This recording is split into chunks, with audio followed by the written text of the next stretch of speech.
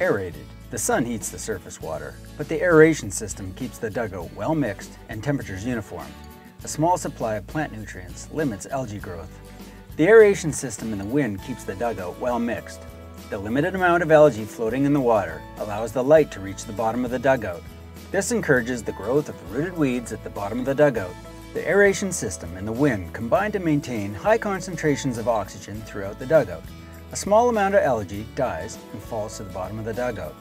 The dead algae decompose and consume oxygen.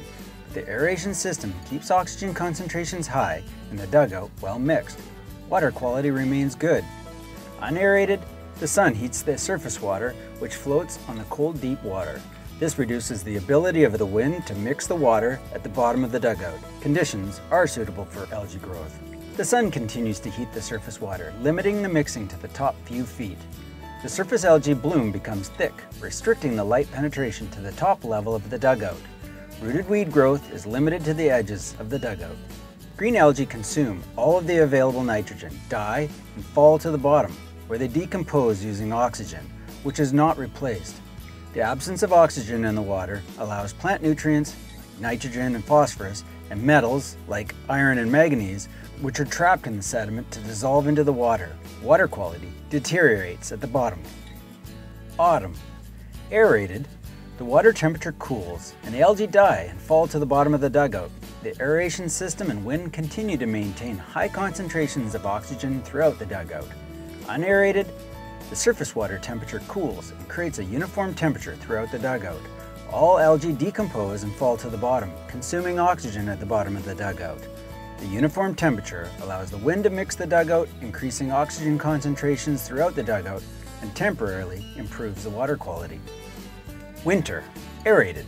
Oxygen is carried to the bottom of the dugout by the circulating water. Dead organic material decays aerobically at the bottom of the dugout. Water quality remains good. Oxygen is supplied to the dugout from the aeration system and the atmosphere. The oxygen is carried to the bottom of the dugout by the circulating water. Dead organic material decays aerobically at the bottom of the dugout. Water quality remains good. Unaerated, very little oxygen diffuses through the ice. Water quality near the surface remains good. Algae decay quickly, consumes available oxygen, and becomes anaerobic. Water quality begins to deteriorate at the bottom of the dugout. Under anaerobic conditions, the layer of poor quality water quickly grows and moves upwards. Nitrogen and phosphorus move from the sediment into the water. Hydrogen sulfide, H2S, forms and produces a rotten egg smell.